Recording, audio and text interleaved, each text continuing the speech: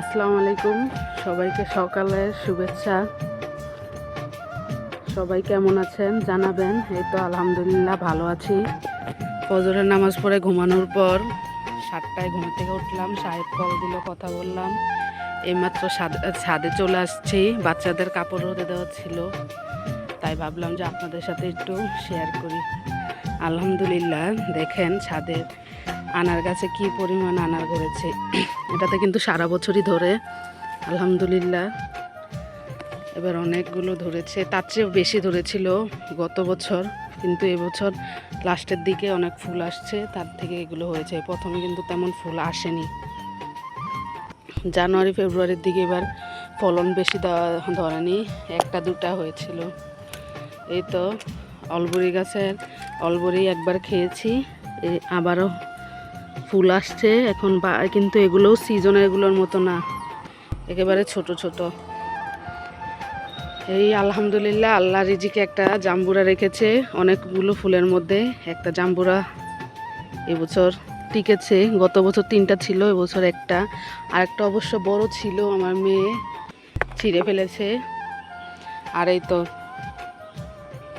করম চা, এবছর অনেক কম ধরেছে করম চা, কারণ বালতিটা প্রথম আজকে 3 বছর নিয়ে 3 বছর বালতিটার মধ্যে আর কোনো কিছু দেওয়া যাচ্ছে না, মাটি হয়তো নিচে দিয়ে অনেক পুষ্টির অভাবে ভুগছে। তাই আলহামদুলিল্লাহ এবার শেষ হলে সিজনেরগুলো তারপরে বালতিটা চেঞ্জ করে দিব আগামী বছর ধরার আগেই। গত বছর অনেক ধরেছিল, কিন্তু এবছর ধরেনি তেমন, হালকা একটা 10-15টা মতো আছে।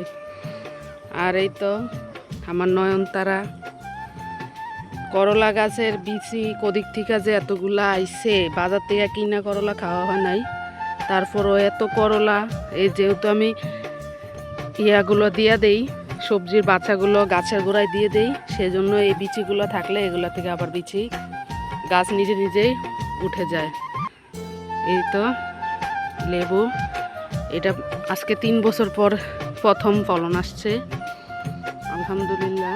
ভাবছিলাম যে তুলে ফেলবো, যেহেতু ফল আসছে তাই চিন্তা করেছি এটা জিও ব্যাগের মধ্যে দিয়ে দিব এবারে এগুলো ধরার পরে। আর এই তো এটাতে সারা বছরই ধরে, আলহামদুলিল্লাহ সারা বছরই ধরে বিলেতি কমলা। আর এখানে লাগানো হয়েছে মাইলা, না এটার নাম কি বলেন তো বন্ধুরা, এটার নাম ঢেঁড়স। অনেকগুলো বিচি লাগিয়েছিলাম, বৃষ্টির কারণে নষ্ট হয়ে মাত্র 3-4টা বিচি আছে। আর এই তো সবেদা গাছে নতুন ফুল আসছে, নতুন পাতা আসতেছে, ফুল ইনশাল্লাহ আসবে। ওই তো আলহামদুলিল্লাহ এই তো নতুন নতুন ফুল আসতেছে, দেখা যাচ্ছে কিনা জানি না। এই বছর ইনশাল্লাহ অনেক সাবেদা খাওয়া যাবে। কেউ যেহেতু এটা জিও আগে বালতিতে ছিল, রঙের বালতিতে ছিল, এখন জিও বেগে দিয়ে দিয়েছি। আর তার সাথে কিন্তু মাইলা, কার কার মাইলা পছন্দ জানাবেন।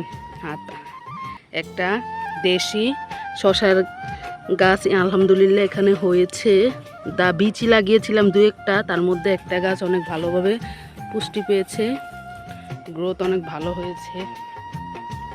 আর এবার বৃষ্টির কারণে এই তো আমার গাছগুলো, বেগুন গাছগুলো নষ্ট হয়ে গেছে, ইনশাল্লাহ আবার নতুন করে এনে লাগাবো। এই বিরানি পাতা কার অঞ্চলে কী নামে পরিচিত, অনেকে আবার পোলাও পাতা নামে বলে, আমার শ্বশুরবাড়িতে এরিয়াতে পোলাও পাতা নামে ডাকে। এই যে মরিচ গাছ, আলহামদুলিল্লাহ এবার যথেষ্ট পরিমাণ মরিচ খাওয়া হয়েছে এই মরিচ গাছগুলোর থেকে। 3-4টা মরিচ গাছ ছিল। আবার এখানে আছে রোজার মধ্যে বাঙ্গি খেয়ে বাঙ্গির বিচি এই যে বাচ্চার সাথে পড়েছিল, আলহামদুলিল্লাহ একটা ছোট্ট বাঙ্গিও চলে আসছে। কালকে গাছ উঠিয়ে ফেলতে নিয়ে দেখি যে একটা বাঙ্গি, দেখি এটা কি হয়। আর এই তো এই নিয়ে দ্বিতীয়বার ফুল আসলো, কিন্তু প্রথমবার ফলন হলো, গত বছর ফলন হয়নি।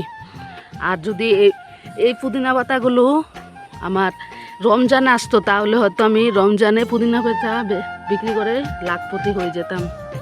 এত পুদিনা পাতা, এগুলা কিন্তু রমজানে কিনে আনা পুদিনা পাতার থেকে, ডাল থেকে এই গাছগুলো হয়েছে, আলহামদুলিল্লাহ। এখন আর খেতে ইচ্ছে করে না।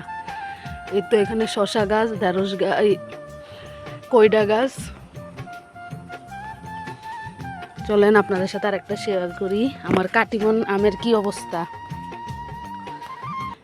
এই তো জাম্বুরা গাছ, এটা তরমুজ গাছ। দেখছেন আমার বাগানে কি নেই। আলহামদুলিল্লাহ একটা কাটিমন 12, প্রায় 15-20টা আম ছিল। পড়তে আলহামদুলিল্লাহ পাকা পর্যন্ত এই একটাই আছে। দেখি এটা কি হয়। এটা কিন্তু আলহামদুলিল্লাহ ওয়েটটা আপনাদেরকে মেপে দেখাবো যেদিন এটাকে হারভেস্ট করব। এই তো